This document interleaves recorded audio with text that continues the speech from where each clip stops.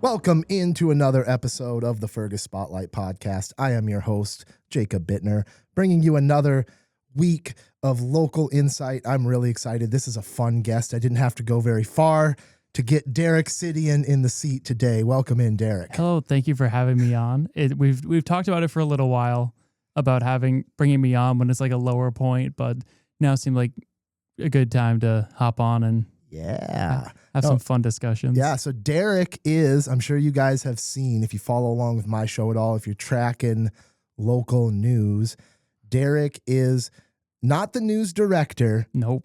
Dave is our news director here, but Derek is our news recap guy. He does all of our on-air news updates and news stories. So whereas Dave runs KBRF and that kind of programming with Mary and doing all that stuff, Derek is more of the guy that's focusing on collecting these local stories. You run the Fergus Now page as far as all those news articles. A lot of those are by Derek Sidian. So I write when it comes to our news coverage, I write primarily most of them. That's the thing, is like Dave is sort of and this is Dave Bishop, is sort of our overarching like he's keeping an eye on things. Like he'll let me know if there's something, and then he does a lot of interviews in his interview hour on KBRF that I can use, but he's sort of like the overarching, like keeping an eye on everything, being like the supervisory role, whereas I'm the one really going in there and finding the stories, getting the press releases, sorting through all that stuff. Yep, sorting through the press releases. If I don't have time to write something, I'm the one who's like, okay, Dave, can you quick write this one for me? But generally, I'm the one reporting on the news, whereas he sort of oversees it and make sure that I'm getting a proper balance of news and right, and setting up more interviews than I do. And we're going to talk about this. It's really interesting. For me, I'm excited for the opportunity. This will be coming out on the day after, but we're doing a panel at the library coming up here through West Central Initiative. And there's a video that's going to play, and then there's a panel of local media people kind of discussing this topic that we're going to kind of get into today a little bit. So the topic of the importance of local journalism. Yeah. And so this is going to be a good one, Derek. And you're important. And and yet I wasn't invited to this. No, I'm not salty about that at all. No, I just recently found out about the West End because they're doing the one in Fergus, which is one documentary. But then they have another documentary that's going around to a bunch of other communities around the same time as well. If you're watching this right away when this airs, there's still a chance you could go to the last one in Pelican Rapids at the Pelican Rapids Library. We did a news story on it when this is airing about a week or so ago. If you want to look in, if you want to go and join one of these discussions, you can go and check that out. I don't know if they have the full panel or if it's just or what their setup is for those, but it was weird because I was working on that story and I saw the one Fergus Falls one. It was a completely different documentary. I was like, oh, and then you were telling me about it. I'm like, oh yeah, I heard about that. Yeah. So nonetheless, I feel like as we get into this era of, I mean, we're in the era of like everything is under attack, but especially media. I mean, we have examples of, we've talked about on this show with Ben Shire before, examples of even local media that may be feeling the pressure or feeling like they're under attack from local government. So the tale goes back as far as time when it comes to influence in news and the importance of non-biased journalism. So I'm excited to get into that conversation. Before we get too far into it here, I do have to thank some sponsors: Dr. Zack Chiropractic, Wayne Schuett with Century 21 Atwood, Liberty Business Systems, Fergus Home and Hardware, Victor Lundeen's, Stumbeano's Coffee, Outstate Brewing. We've got some beer here. And of course, Atlas Outdoor Services. Coming into the summertime, if you need your lawn services done, get a hold of Atlas Outdoor Services. So speaking of Outstate, we just had the sales awards for Leighton Media over there. I hadn't been to Outstate. I'm not really a beer or seltzer drinker, so I didn't really partake in that.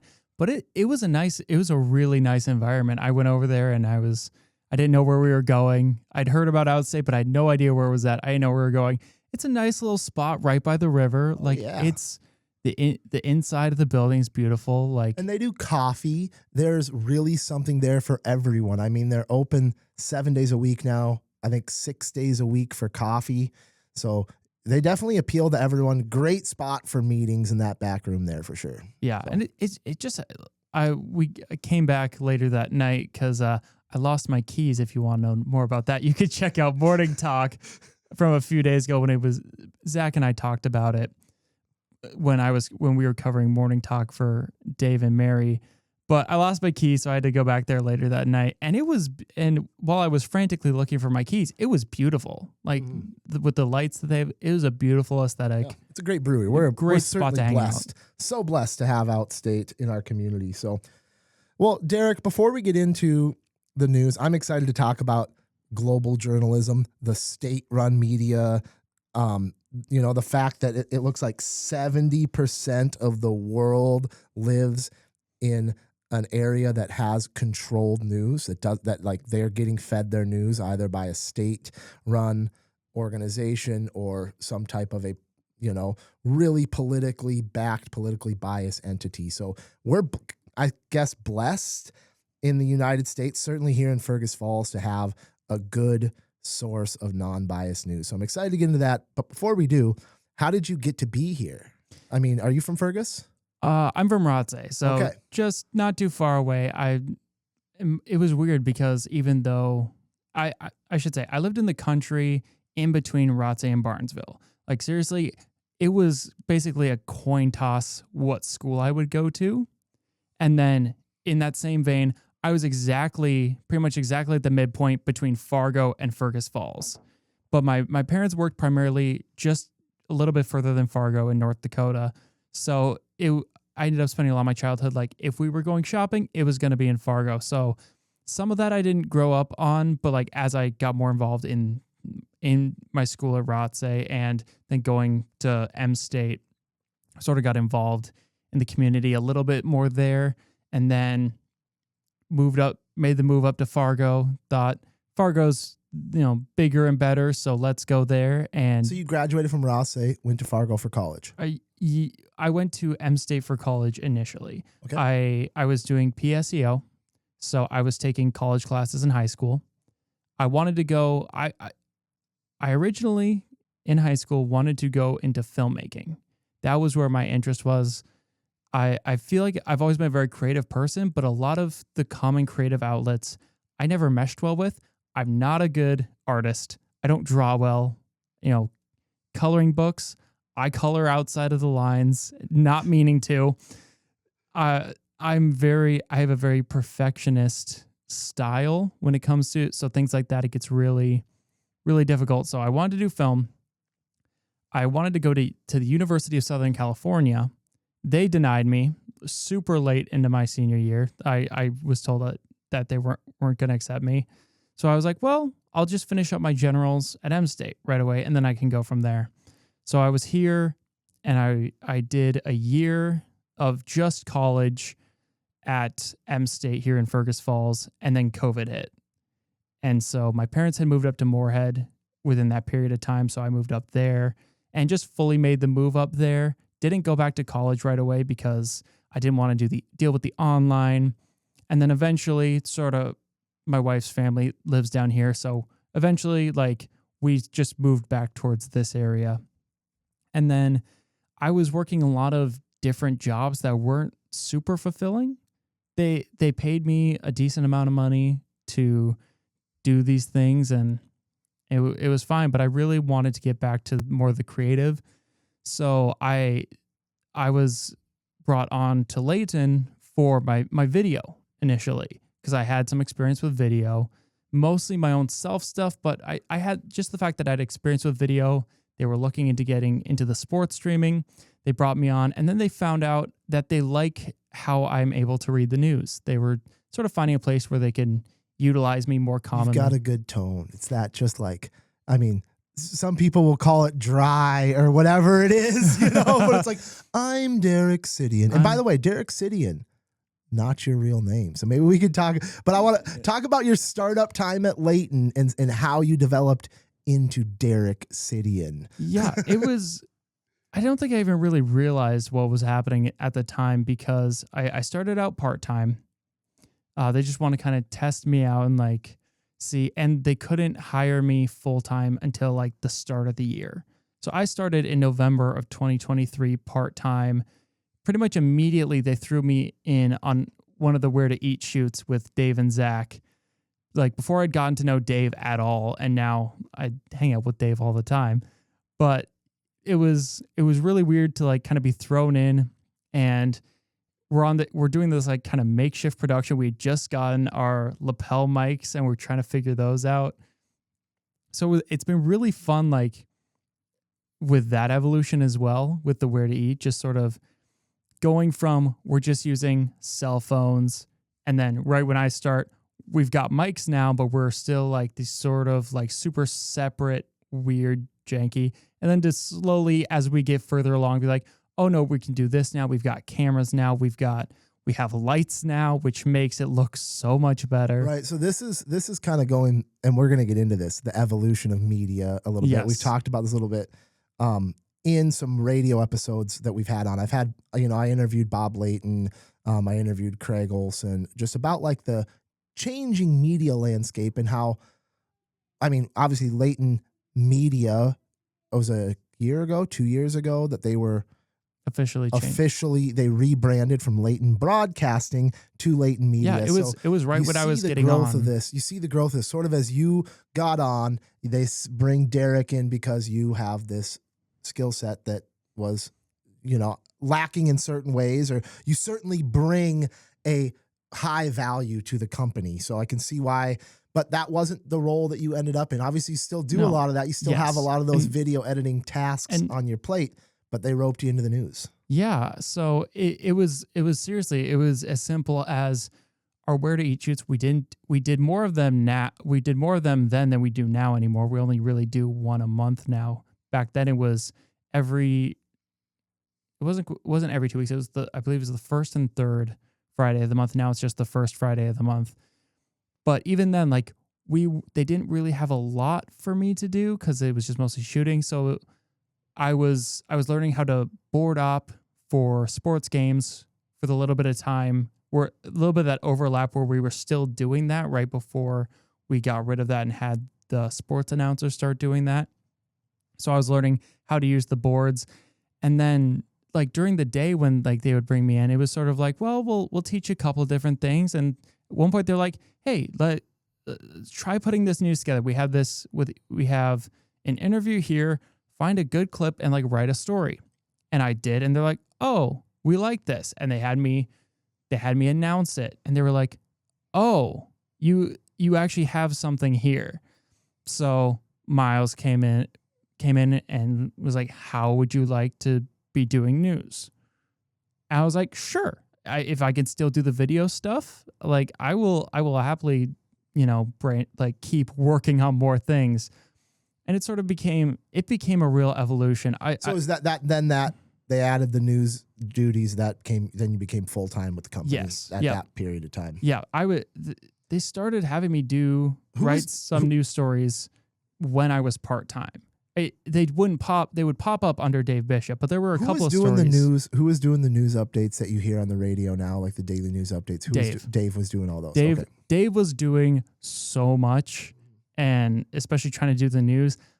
Trying to keep up with the news is so difficult. Oh. It is because there's just so much going on, and you don't think about it really until you're sitting here trying to compile things and really looking at what to do. So to write a really good quality news story, especially one that works really well on radio and now in a video format, it's really time consuming and really difficult to do.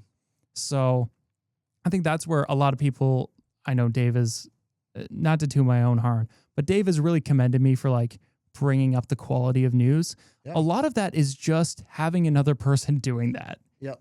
That's not also doing a whole bunch of live on KBRF, not trying to worry about the entire station, but have someone dedicated to writing the news stories. I think that that has a lot of credit.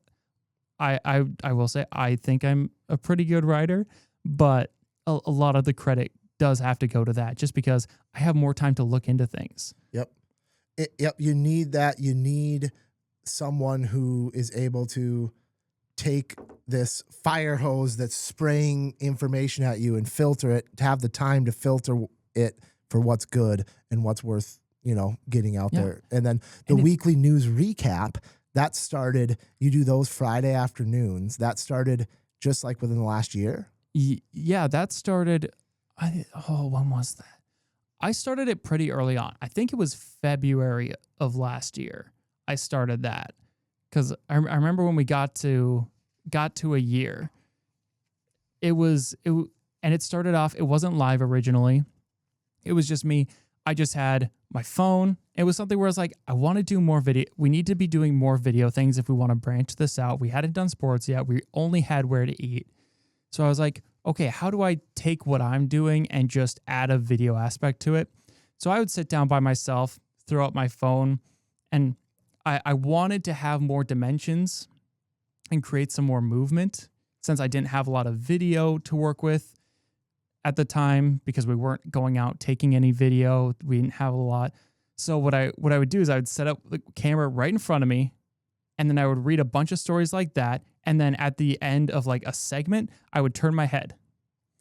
And then after that, I would move the camera to where I had turned my head and did a couple stories like that and turn my head back and then edit those together. I didn't have two separate cameras like we do now. I had to separately set that up and then edit it together afterwards.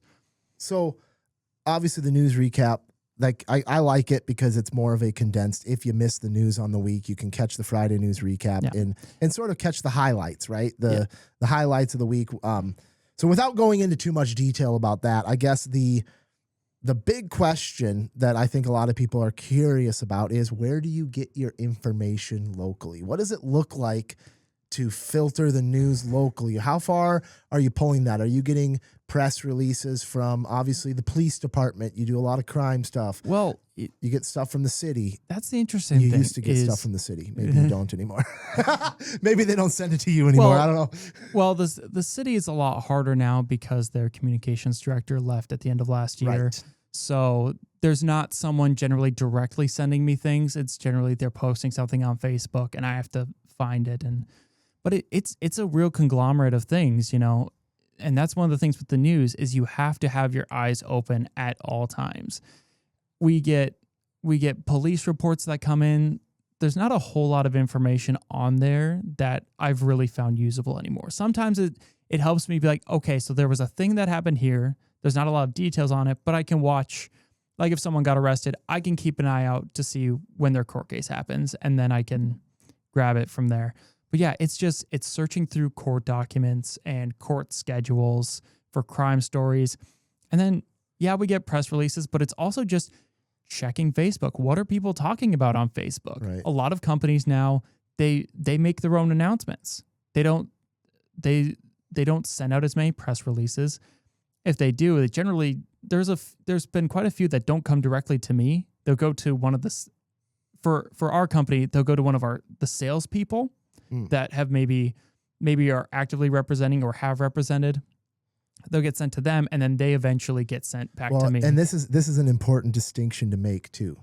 The difference between news and promotion. Yes. If it hasn't happened yet, it's a promotion. If you're out there and you're disagree. Well, okay. It's a fine line. It is a very fine line. If you're doing it after the fact, then yeah, 9 times out of 10, it's almost impossible to do a promotion directly after something has happened. Right. Because technically you could be promoting the next year, but if it's coming out right after, 9 times out of 10, you have to write that like a news story. It's all about how you write it. So for example, that documentary that you're going to be, the one that West Central has been doing, talking about news, it was really difficult to not just write it as a promotion. I know some of my earlier stories were where salespeople come to me like, hey, this business has this going on. We think it, can you write a news story on it? It would end up being, there wouldn't be a lot of information, so it ends up being a promotion. But a lot of it comes down to, what are you trying to tell people?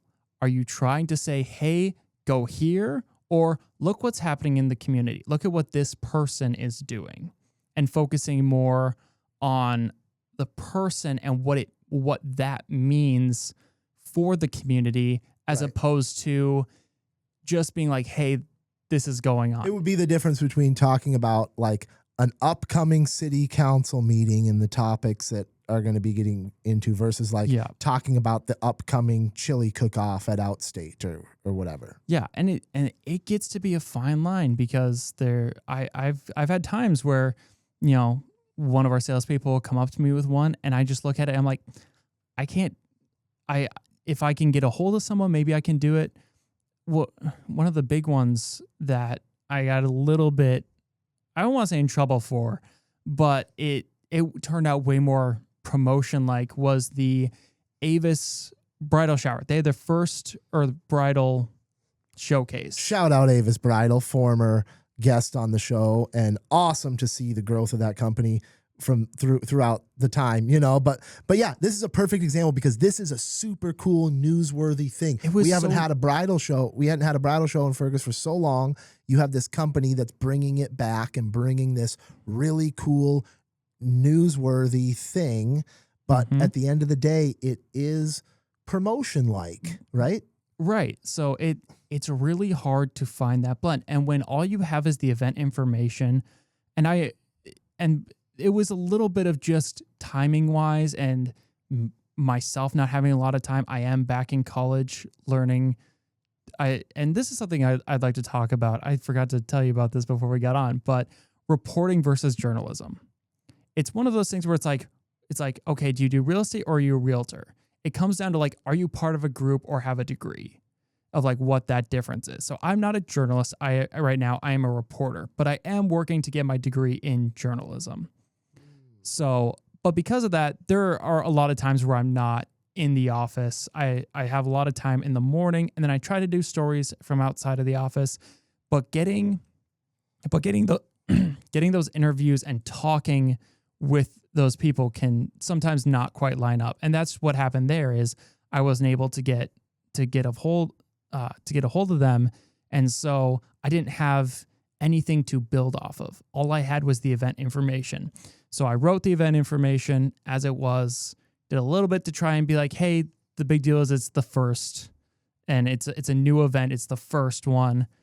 But yeah, it ended up being more promotion. I got talked to about it, and I was like, yeah, I didn't like how it was not one of my better stories, and I didn't necessarily like how it came out. It was something that I thought needed to be done. I just wasn't able to do it well by the time it needed to be done. It goes into one of those things that was like how influenced news is by marketing. Right. And the relation, because most news companies, like, how do they make their money? Through advertising. Through one way or another, advertising is such an important part of having news be profitable. And so it's sort of like as someone trying to do an unbiased news, it's really hard to balance that. What do you know about, you're going to school for this, what did they teach you about like the history of journalism and how all that stuff came to be, or the history of the news?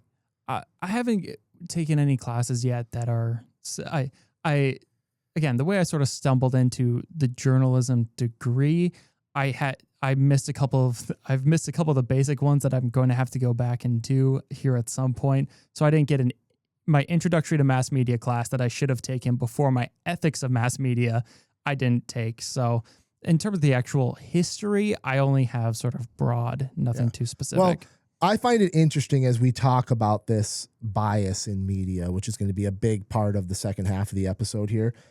Early on, obviously news, you had the spoken word and everything prior to the invention of the printing press. It looks like around the 1600s was really when the printing press started to enable pamphlets, early newspapers, but all of that stuff, I mean, there wasn't even an attempt to be biased in early news. It was all, there was not even an illusion of neutrality. You had readers that expected to have papers with political leanings, often put out by religious groups, monarchies, political factions. Like, these were the people that were establishing all of the news early on. So there never was expected to be a bias in news. So I'm curious, and maybe you can talk about it as your ethics class, and I have some more stuff here about how the ethics of news has arisen throughout the years, but certainly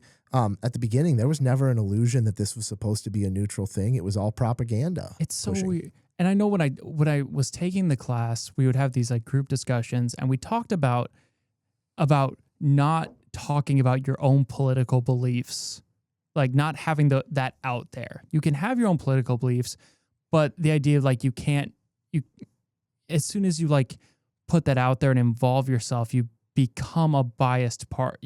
People can't go to you and expect neutral news. And I had an argument at the time where, it's one of those things where it's like, I almost want people to know my bias, because then they can filter it.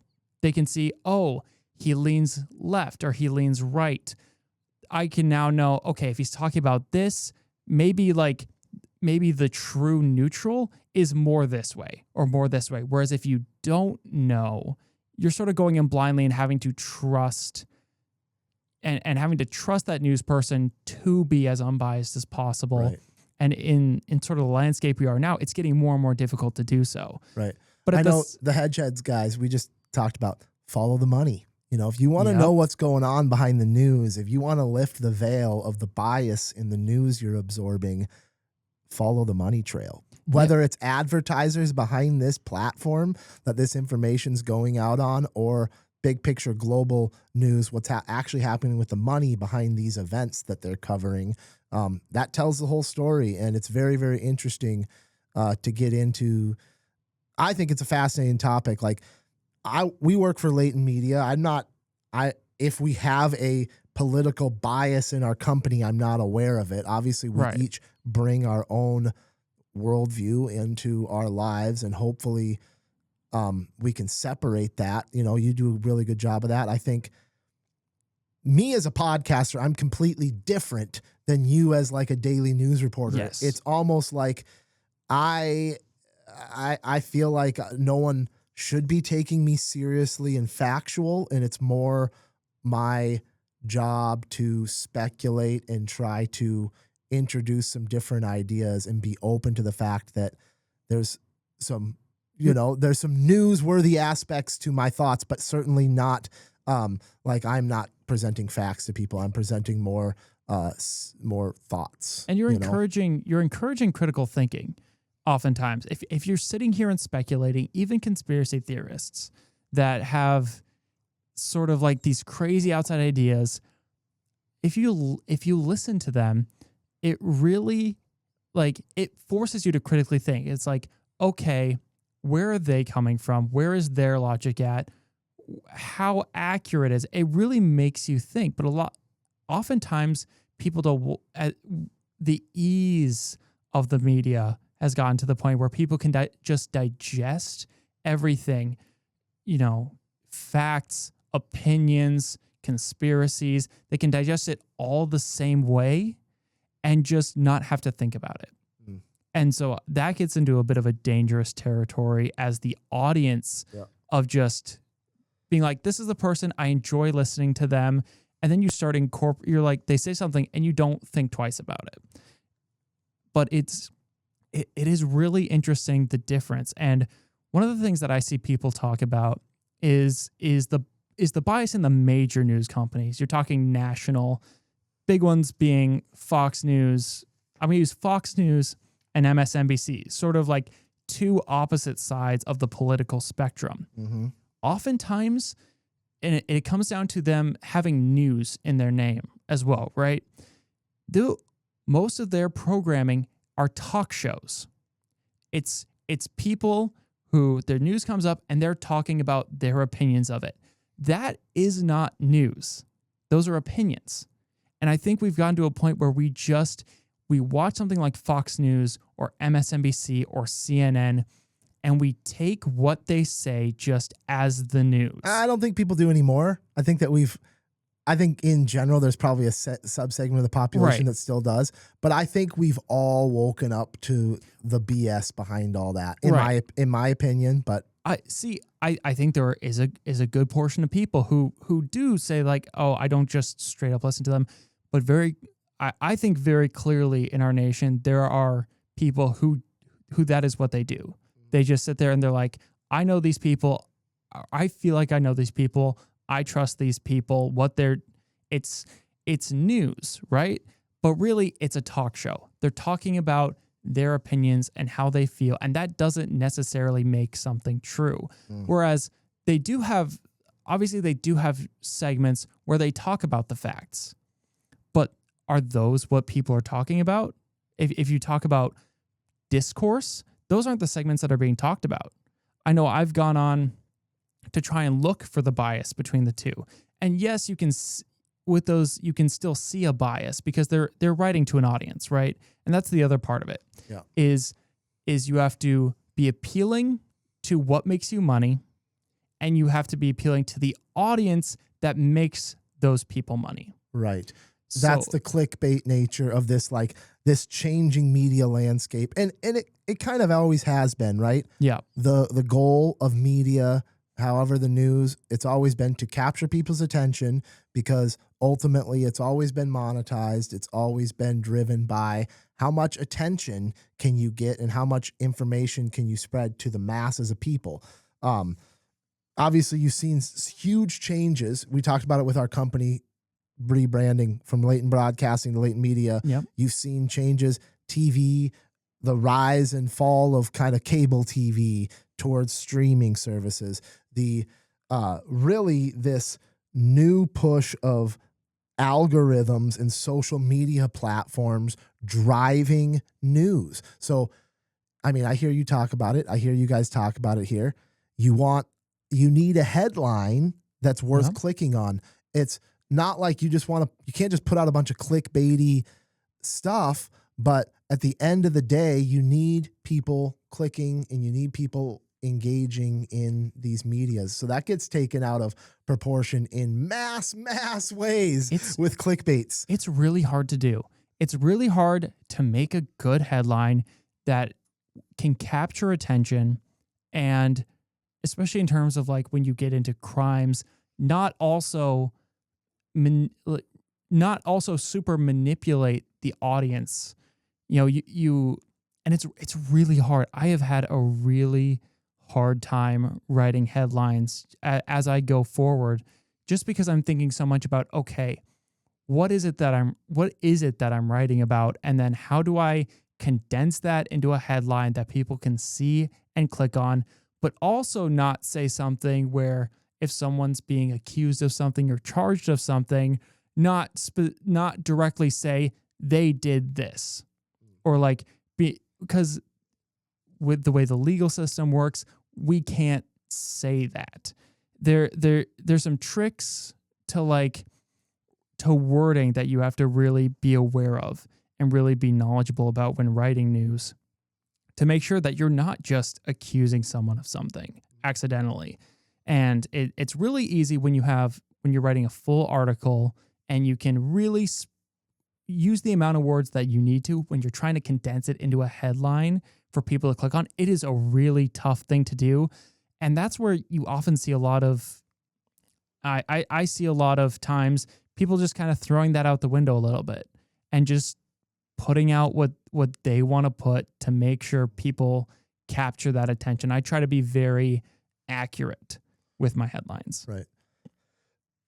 One of the other things here, as far as the changing landscape of media, then we'll move on maybe to some of these global and ethical concerns in the media and the importance of what you do locally here. But there, over the last few decades, we mentioned it, but there has been a serious rise of partisan outlets. Major national and international media outlets have become increasingly polarized. Obviously, they want to split everybody onto one side of the aisle or the other, and they want the fuel between each other in the comment sections about these news articles and all of that stuff. Because of this shift, you have seen lots and lots of local newspapers, local radio stations either shut down or become absorbed by larger entities. I know the Daily Journal was, for the longest time, I had Ben Underwood on and we talked about the Underwood family and media and how that's changed over the years. But ultimately, they're owned by a news conglomerate now, a big corporation. And now even us here locally, I mean, we've had Lakes Radio, we've had different ownership structures here within our company and being taken over now by Leighton Media, who's not a huge corporation by any means. I mean, we're still local based here in Minnesota, but there's 27 radio stations now versus just what was going on locally here. And so you have this sort of, if you're not careful, right? If you don't hold true to what's local, to your local news, you get these news deserts and you get these voids of real locally sourced news once everybody starts getting absorbed by the national entities. And that's a lot of that comes down to the internet, right? Even when you start TV news, back towards the beginning of television, radio news, it stayed local because you have your local television networks. You had it was all based locally. It was your signals could only go so far, right? So it was this. It was really this, the internet that sort of has sparked that, because I can find out what's going on in Australia from like 7 different US news companies. If something big is happening, I can see that. If something really major happens locally, it can go out nationwide or region wide.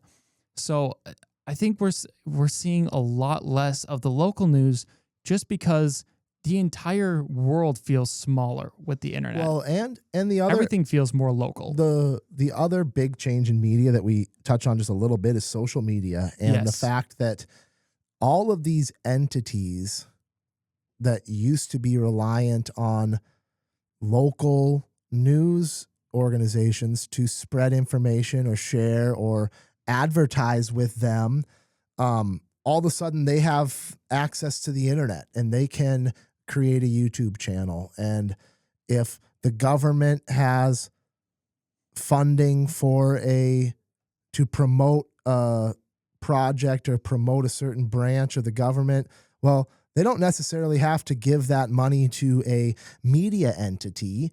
What's going to happen is a lot of people are going to self-source, and a lot of people are going to say, oh no, I'm just going to take this. I'm going to hire somebody or take somebody's duties in-house and add this to their plate.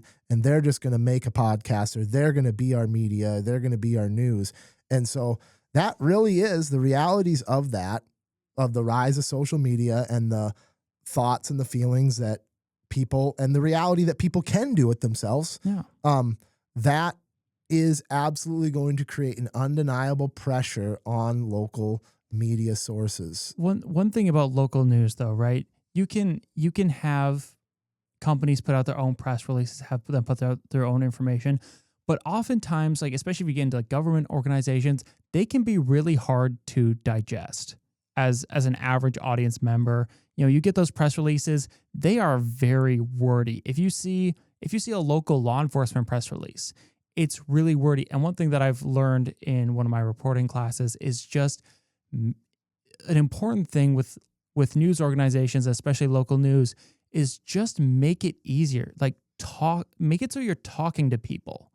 One of the things my teacher really hates is when you're talking about a crime story and a suspect ran away from the police. They'll use words like they exited the residence and fled on foot, and it's like it gets into what he calls cop talk. And you see a lot of those, after you think about that, you notice how much of that there is. And one of the great things about news is just taking that and making it more digestible. He wasn't flank. He ran away. That's what he did. They ran away. That is what it is. So I think that's an aspect that is really hard to lose, but at the same time with things on social media, it is also, when you're talking more like direct, like big things like US Congress people or the president, that direct line is, you can skip over the news organizations for, and that's where it gets really tough. Yeah, it says here, my assistant here, the 4 points it made as far as the importance of non-biased local media.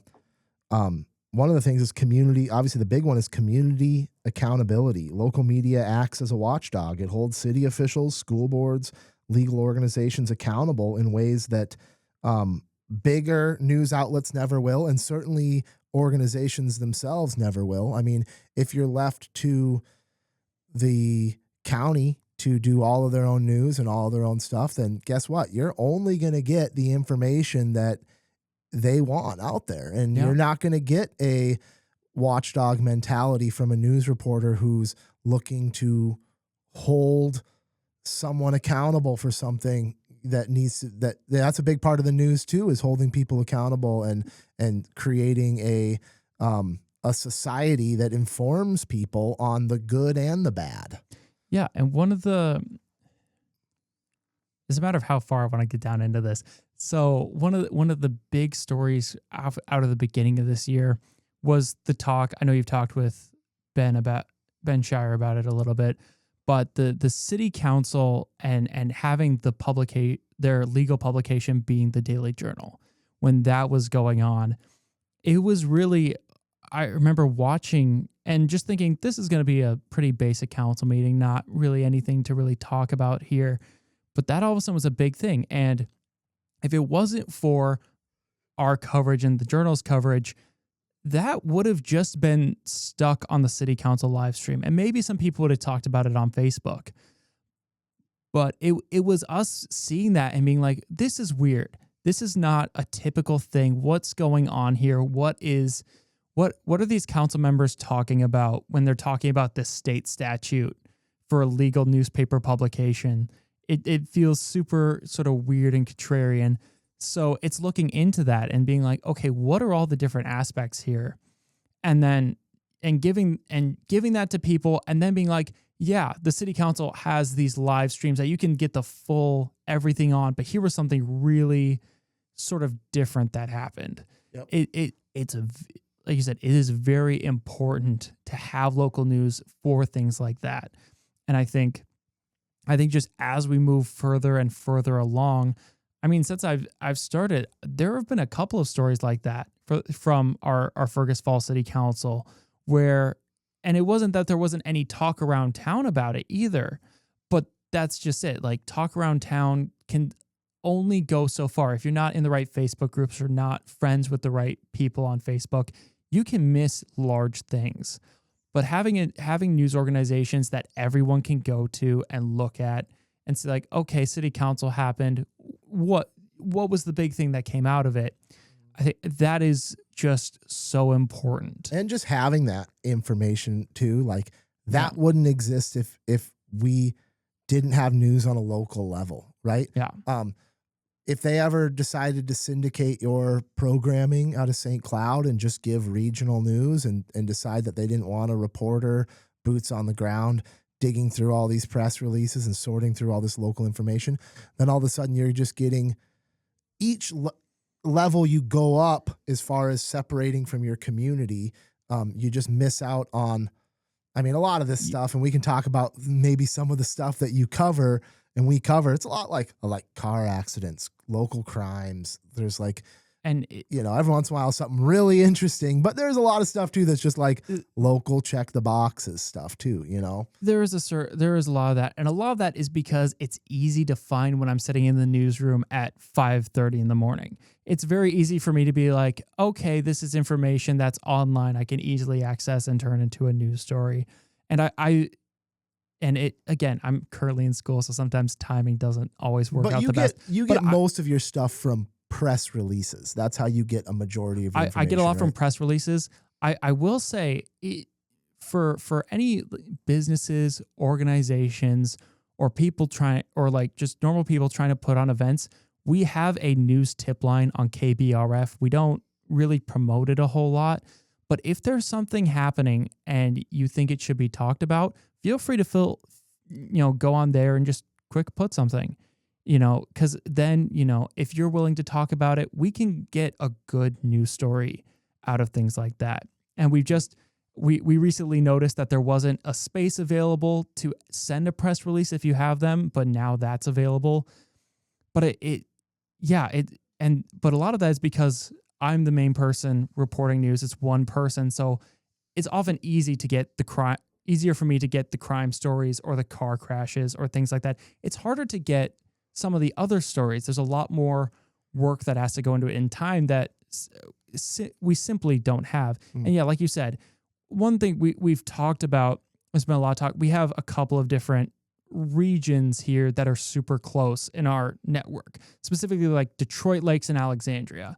And there have been not anything like, oh, we're going to do something, but it's one of those things where you think about it and you're like, well, what would happen if we wanted to if someone were to cut costs and have just one person from one of those cover all of it, right? You lose so much. So because there's such big areas to cover that removing one and expecting one to take it over immediately. Well, they've already consolidated the media industry so much. Everything's already been consolidated to the point where you used to have a reporter that would just go report and then like kind of more bring that raw reporting back to an editor, and somebody else would edit and publish that. And there would be a lot more.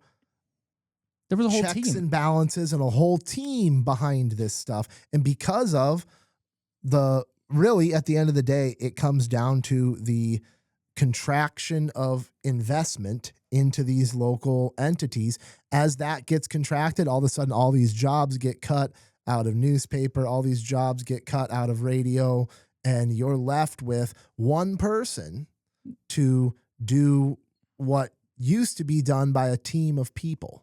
Yeah, Dave has talked. We talk news all the time, Dave and I. That's sort of just the thing we talk about.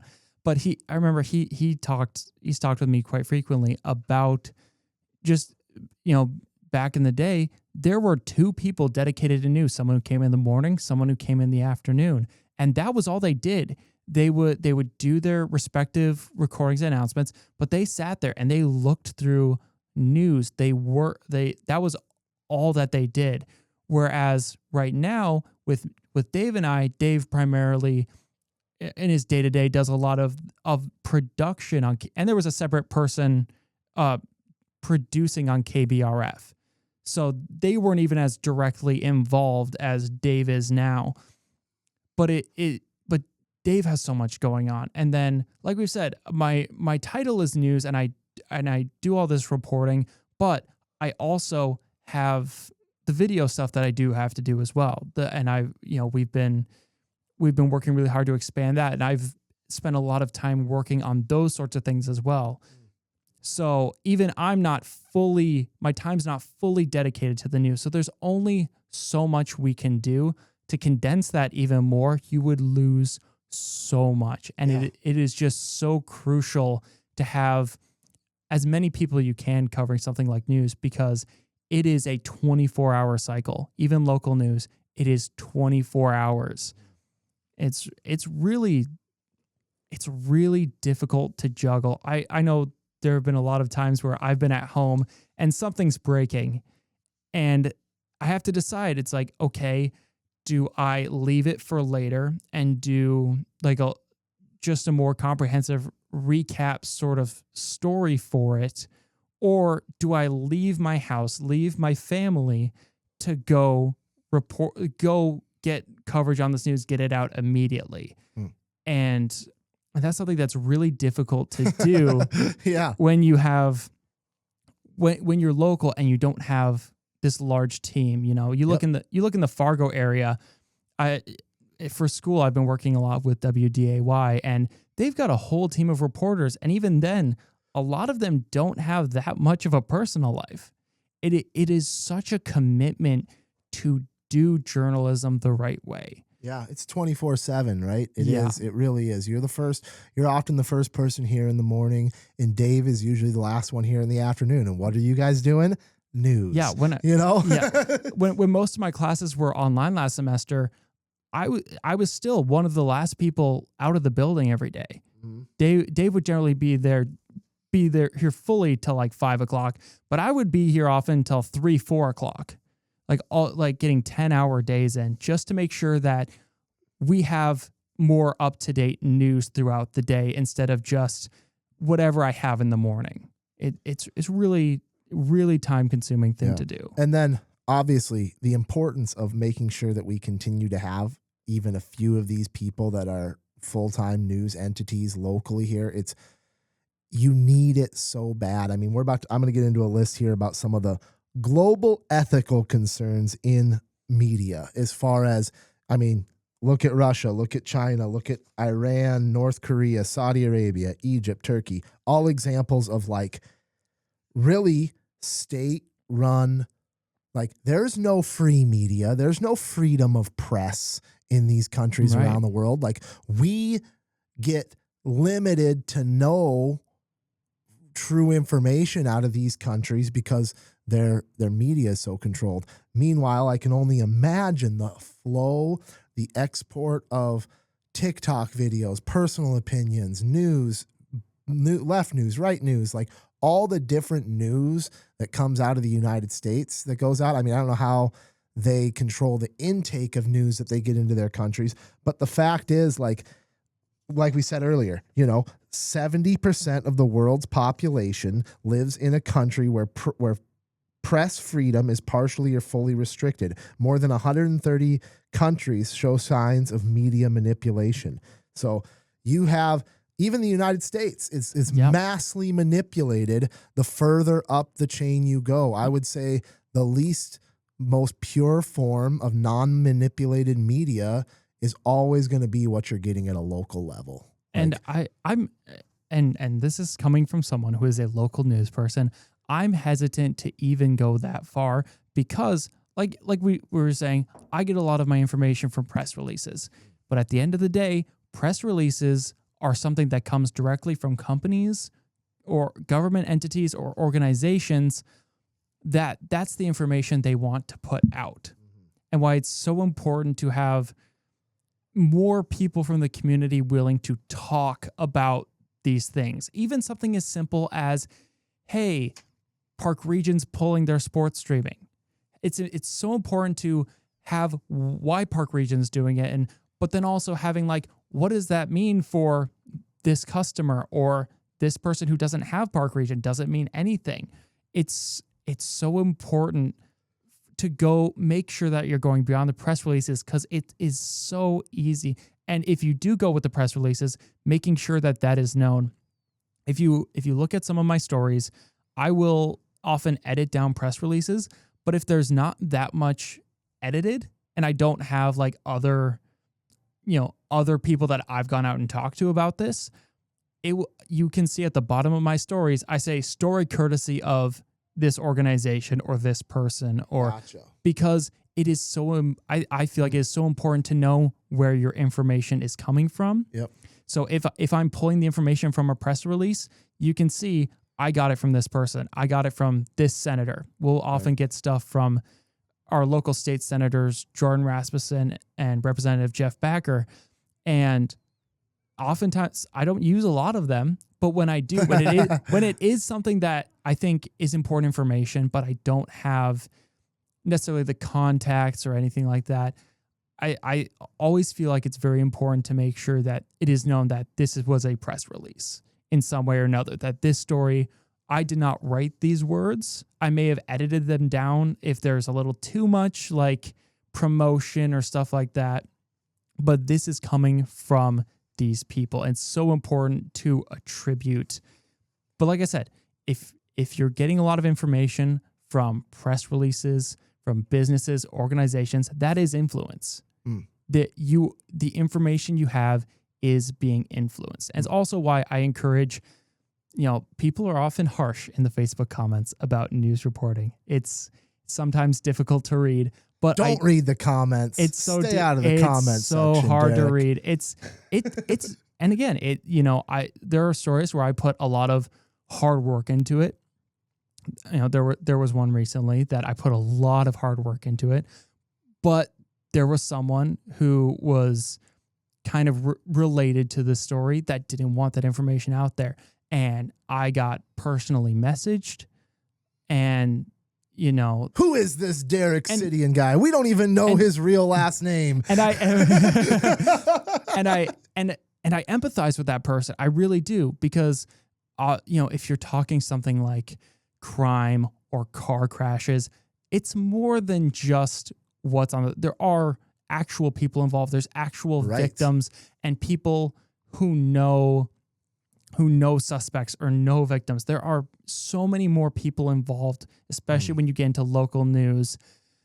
But at the same time, it's a matter of, this is still something that needs to be reported for this reason or that. It's like, don't shoot the messenger. Don't shoot the messenger here, It's like, you use an actual event, like a crime or a car crash, a specific one, to help be like, this change needs to be made, to bring light to that. And that is one of the big things, is to bring light to issues. And so unfortunately, yes, people are not going to like it.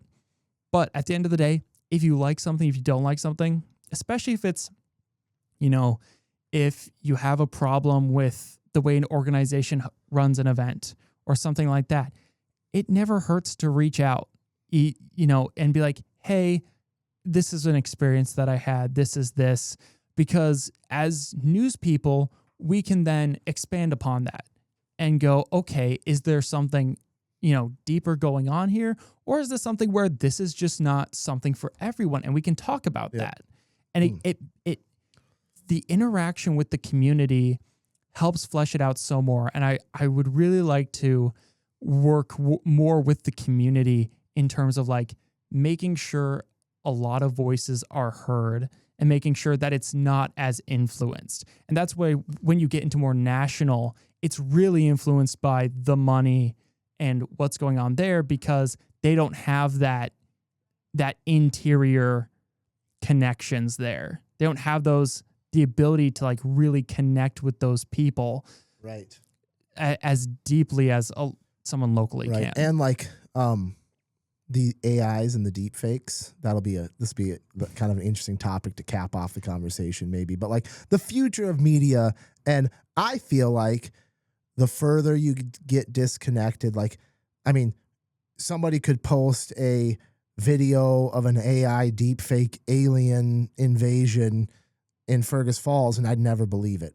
Not to say I would believe it somewhere else, but like all of a sudden maybe you see something that's a little bit less of a stretch of a bombing that happened, or not to say any of that stuff has been faked or anything, but like the realities of being able to pull something like that off from a state-run organization like China or North Korea or Saudi Arabia, they could send out, or you could get deep fake news. Like, I feel like we're entering an era where you're not going to be able to trust. Like, if you don't trust the news already, you're really not going to be able to trust it now that we're entering this AI deep fake. You can't trust the videos you see. Can't trust even the audio you hear, because it could be generated. You hear Joe Rogan's voice and it's generated by AI talking about something that Joe Rogan never talked about or whatever. So, I mean, that just adds more credence to the importance of local news and knowing what's going on at a local level. But how do you sort through that on a national level with all of this potential disinformation, misinformation? You see it on Facebook, right? Nobody has to you don't have to get approval to go post opinion that looks like a fact on Facebook. It doesn't take much to fake something. Nope. It really doesn't. And especially, like you said, getting more into deep fakes, AI is so accessible. And I try to avoid using AI when I'm writing stories. Occasionally I'll use it for like a headline if I'm really struggling with one and I remember to use AI, I'll use that to help me. But especially when you get into news, using AI is so, and like it kind of bring back to what I said before, the thing that makes the news is making it human. Attaching, finding stories that you can bring the emotion out of and show an issue or showcasing something, but it's making that attachment. And when you start getting into national news, you lose a lot of that, and it makes it very easy for AI videos and deepfakes to really sift through there, because that's what they're looking for. They're looking for the things that is providing. There was a recent story there, you're talking about, there's a lot of talk about, deportations, a higher level of going after criminal immigrants. Trying not to go too far talking about one side or the other here, but at the end of the day, that's what the discussion is about. And there was a video that came out with Donald Trump talking with the El Salvadorian president, and I saw a clip of it, and the video was fuzzy, and I said, I don't know if I want to listen to this, because I'm not going to be for certain that this is real or not. Right. A lot of places have been covering it, but it was one of those things where I heard the clip, I heard what people were talking about, and I keep that in mind. But I also sit here and say, I am not 100% certain that couldn't be deepfake. So I have to make sure that when I'm thinking about it, when I'm and watching more of an overall instead of like a specific instance. What is the overall theming going on instead of a specific video that someone posted or someone got video of? And it's hard. It's obviously, if you have multiple people showing multiple angles, it's a lot different. But having just one video of someone saying something, it gets into that territory where it's like, okay, this would be very easy for me who doesn't use AI to also fake this. Yeah. Like it would be, it's taking things out of context and going. It's creating a world where it's honestly, and this is probably by design to a certain, if you look at like sociology of people and like human nature, like you're creating a world where people can't differentiate the truth from what's fake. And it's becoming increasingly more difficult to be able to identify what's real and what's fake. Certainly, like we said, as we get further away from local news, and they could fake Jesus coming back and probably do a really, really good job of convincing a majority of the world that happened based off of just AI and deep fakes and videos that in the right people endorsing that idea. I mean, that's where it gets really dangerous, is when you see people attached to ideas. And I'm sure I'm guilty. I'm sure I'm guilty of it throughout my podcasting, attaching to conspiracy theories or entertaining ideas that have no place being entertained at all. Yeah. But talk about, people being able to defake Jesus coming back. We're also at a point in trusting the media that Jesus could Jesus could have come back. He could come back and no one would believe it. And you wouldn't believe it, because people's beliefs are so strong. If he didn't do something in exactly the right way that people would expect, they're automatically like, that can't be him. He wouldn't do that. Or it's like that show or the movie Don't Look Up. Have you seen that one on Netflix? I've seen clips of it. There's a meteor coming for the planet, and it's like undeniable. We're all going to be destroyed by this event, this world-ending event. And some people are, it becomes this politically charged thing where some people are trying to preach that this is the world is ending. The world is ending. We need to do something about this. And other people are trying to figure out ways to make money off of this thing. And, you know, the whole idea of don't look up, you know, don't look up from what you're doing to see what's actually coming at us to destroy us. So I like that movie. It's kind of I think it got some terrible reviews, but it's a very, very interesting concept movie as far as highlighting the polarization of what people believe or what people want to choose to believe based off of the political camp or the whatever that they identify with or they've been forced into for whatever reason. So it's very interesting. And that's just it. You have there's enough people who believe enough things that if you go on the internet and you search something, you will find your answer said by someone, not necessarily. Yes. And when you have that validation, all of a sudden, now whether that validation is accurate or not is a whole nother thing. But you're in the echo chamber. But if you have that validation, if you see someone who says they're an expert or like is considered an expert not agreeing with that, you can look back at all these other people saying this and you're like, no, I'm valid in my stance. These people also say that, so I'm going to just dig my heels in further.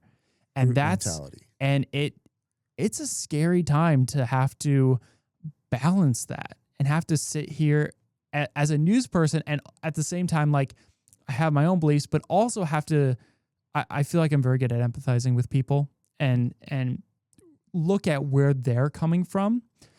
But even with that, it's still sometimes really hard to just stay neutral and just look at what's being said, look at what's been shown, and try to figure out what is in the center there. And so what is that? What is the core thing going on? And how is that going to impact me or impact the people around me? Right. Well, Derek, I don't know if we need to add, I don't know what else you want to touch on. If you want to talk about more local news happenings or maybe some things that are dominating the big picture of our local news, but we never did, and I don't know if we even have to, because I worked for this company for like 7 months before I learned your real last name.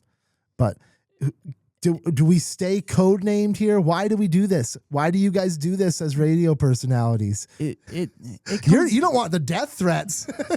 No, and that's just it. Apparently there was an incident that happened a while back. I think now this is coming second. I want to be clear, this is coming on second or third hand information to me and that I'm now saying. But there was an incident a while back where someone wasn't happy with what the radio said or something, or like they covered something, and there was legitimate threats. Like it was an entire incident. And so I know there are a lot of places anymore that don't necessarily go with names, but I mean, you look at, there was the governor of Pennsylvania recently had the governor's house was set on fire or bombed, or I don't remember which one. There's so much broader news coverage that I only get glimpses of because I have to stay focused to what's local. But, that's a public official, and news people aren't elected, but they are still, or media people aren't elected, but they are still public figures. Right. So especially, you look at a local news station where it's kind of, and we can be sort of fast and loose with it, especially, growing up around the area. There's going to be people who know who you are. Everybody knows everybody. Like Zach Daniels isn't Zach Daniels. Dave Bishop isn't Dave Bishop. And most people who know Dave do not know him as Dave Bishop. There are I'm lucky enough that I was, growing up in Rothsay, like a lot of the people I interact with don't know who I am, or originally, but at the same time, it's like, growing my family, like, eventually my kids are going to go, the idea is my kids are going to go to school here. My wife works in town here. I'm not going to be secretive about that, but it's just a kind of a base layer of protection to sort of, keep things, when we're covering something or talking about something on the air, that stays there. You know, we might get messages on our work accounts, but it stays separate and it allows a little bit of a work-life balance. But the big thing is, just the safety. There's a lot of concern for safety for us on a local level. I guess this is a good spot as any to talk about how that name came about. Sidian. The Dark Force, right? Isn't it the No. Sidian the Dark? No, that is Darth Sidious. Okay, but no, that is not. So when they started having me read news, they didn't really have we hadn't figured out a name yet, and so Miles Riker was going through and he was like, okay, just come up with stuff. I came up with so many things, and knowing that I was going to be doing a lot of news, I came up with things that sounded better in my head. Like one of the main one I was pushing for was Derek Matthews. I feel like that one was like, it's not my name. But it's still like, it's a more professional news name. It's a more typical, I don't do a lot of on-air stuff outside of news, so let's keep it news. But Miles didn't like it. So I had a whole like notebook I was filling out full of ideas, and he would be having me test news, and I would throw out a different one like every time at the end of every one that I did. And he still didn't like any of them. And I'd kind of gone through a good chunk of my list of the ones that I liked. And I was just sitting here. I'm just like, gosh, I got to think of another one to try and do. I didn't write this one down either. I didn't write down Derek Sidian in this thing, but I just threw it out for one of them. And it comes from the volcanic glass, obsidian. That's where it came from. So I was like Derek Obsidian. I'm like, I'll just shorten it down to Sidian, call it good. And Miles loved it so much. And I'm still not the biggest. It's still growing on me slowly but surely. It's one of those things where I have to accept that was the name. It's going to be the name moving forward. But it doesn't roll off the tongue very easily. There have been plenty of times where I will be going in to record my news, and I have to redo it just because it doesn't sound right. Derek Sidian just doesn't, especially in that news tone, doesn't come off the easiest every time. So interesting. I like it. I think it's fun.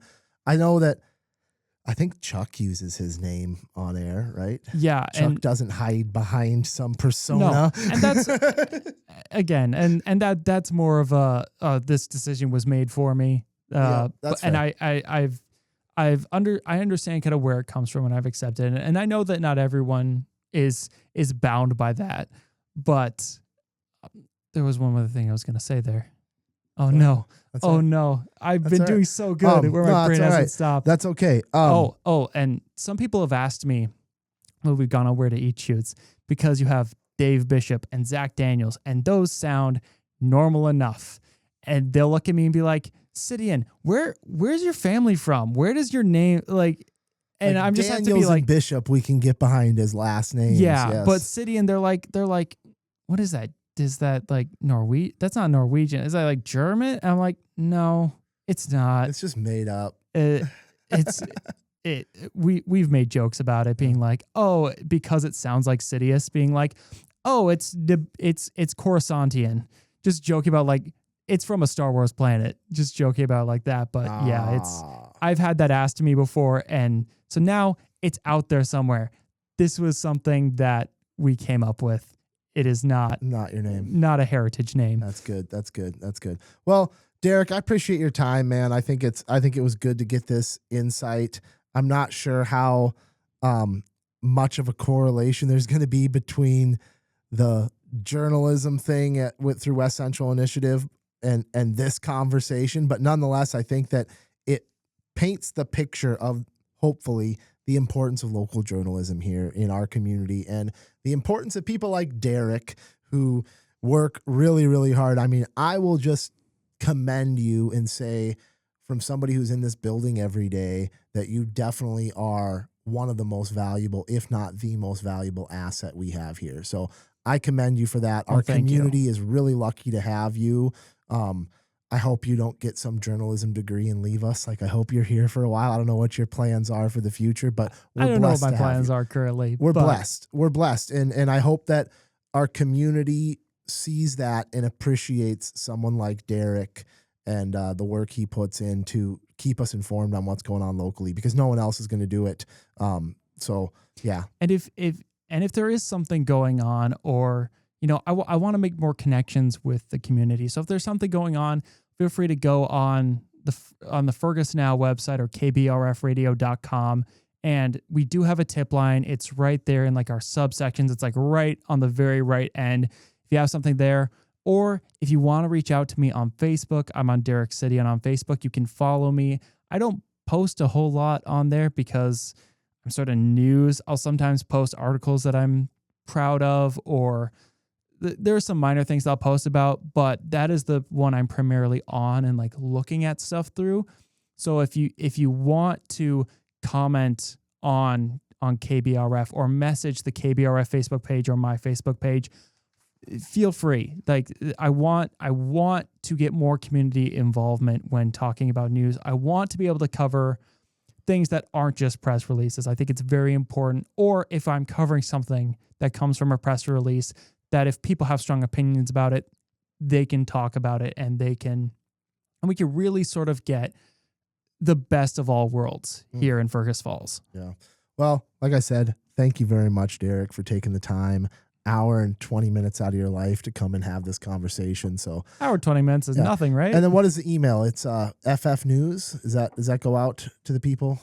Do you have an email, or is it just the contact forms on KBRF Radio is really the best? Contact forms probably the best way. The FF News, our news email is thrown with a lot of press releases, and there's also I will go through it the best I can, but there's stuff that slips through the cracks. So if you want to go through the tip line, or if you do have something, you can feel free to message us on Facebook. Okay. Follow us on Facebook, because we have news pretty much every day. So and you can click on it and you can read it. Yep, and it's great.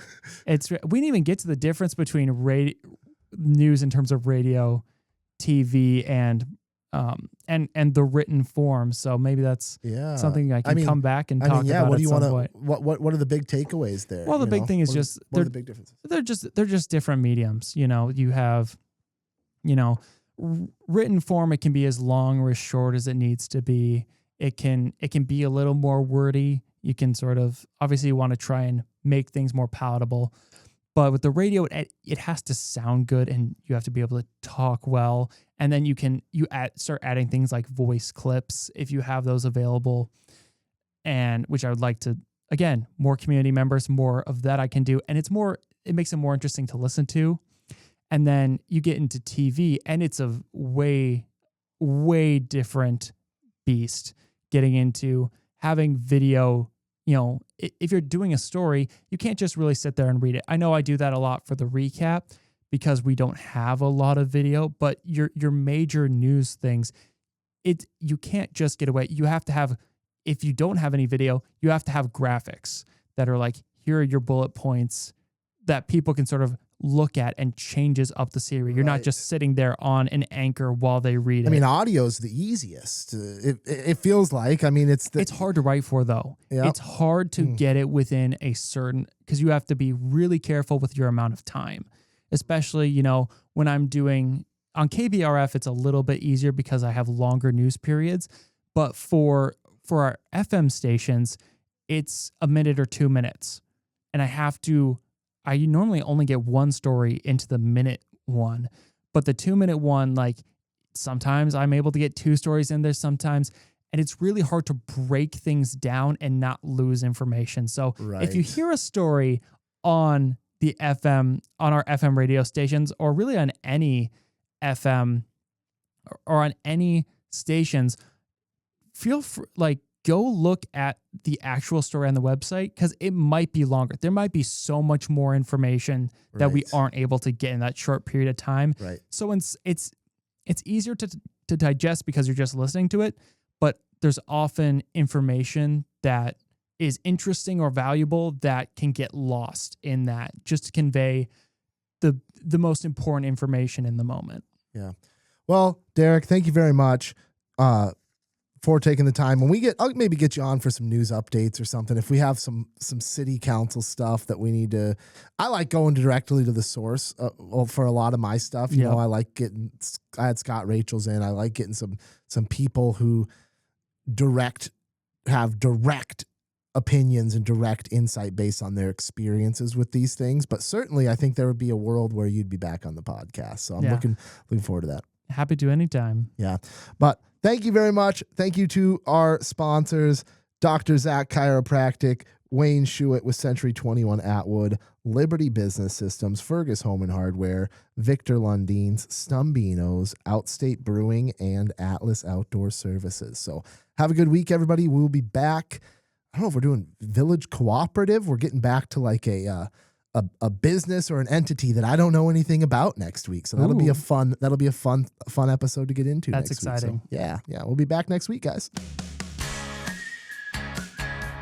Find something that makes you happy. It's better for you to be happy in life. Are we talking an ounce, a shot, a spritz on the face?